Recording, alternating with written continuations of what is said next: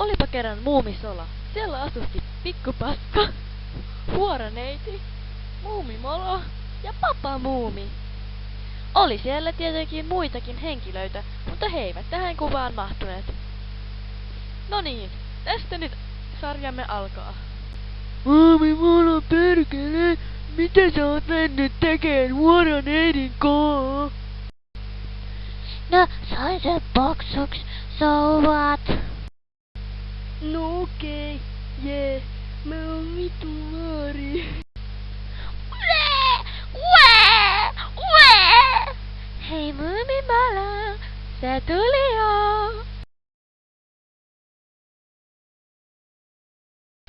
Mitä vittua? Ai saatana! Sä tapoit sen vitun vuoro. Upsi. Otetaanks uusiksenkin ruma gigolo?